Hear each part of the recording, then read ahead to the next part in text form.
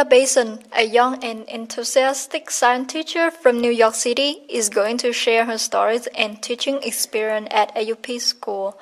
Inspired by her aunt, she wants to try her best to help students be successful in the future.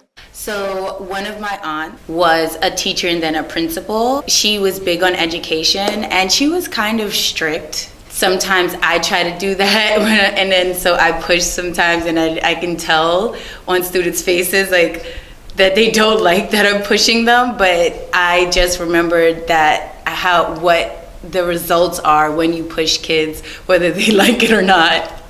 Besides sharing story about her career, Miss B also mentions her first impressions about AUP and some funny moments of her students in science class. They add some joy to my day most of the time, and just helping them excel makes it worth it. That's the best part for me. Having been in Los Angeles for 2 years, Miss B enjoys people personalities and the weather here. She shares some difference between New York and Los Angeles from her perspective. Well, I'm from New York, right? So there's a part of me that loves New York. I just understand New Yorkers. I understand that like raw, uncut kind of personality. And California more is just like getting used to just dealing with a different kind of personality and it has its good sides too, because people maybe are not as rude sometimes. And it has beautiful weather. You can't beat the weather. Good thing for us, Miss B came out west. I am Villa from AUP News. Hanna Sullivan, a teacher from Seattle, Washington, now in Southern California. She comes from the world of nonprofit and now currently taking a year to help the AUP students reach their academic goals. Here are a couple of things Ms. Sullivan has learned throughout her journey thus far. Throughout the week, I saw over 200 different girls. I only had girls, and it was between K through 12 through different times of the day.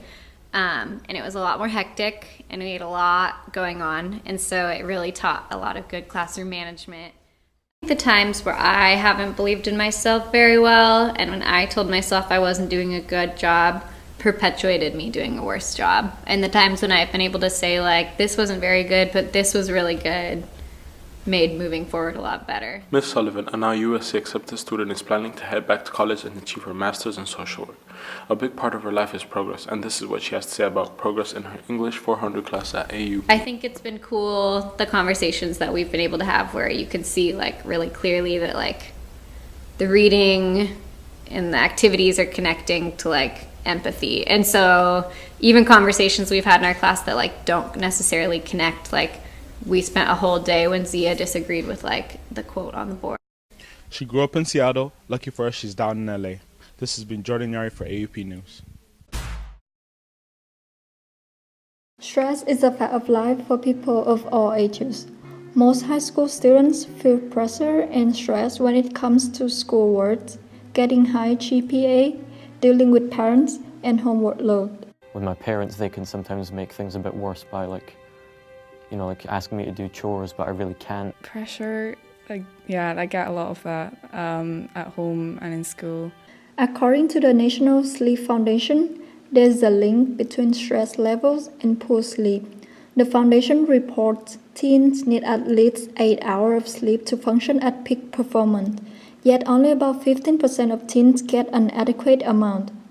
Poor sleep makes stress management more difficult, while also negatively impacting on concentration, learning, listening, memory, and problem solving. Without sleep, I wouldn't be able to study. Technically, I could be reading the words, but not retaining any of it. According to sleep specialists, students need to make sure that they get a certain amount of sleep every night. Do not pull all-nighters when having exams the next day, and take a nap if necessary. Students should also avoid taking too much caffeine and using technology or social media before going to sleep. As a student myself, I agree with this sleep study. I am Villa from AUP News.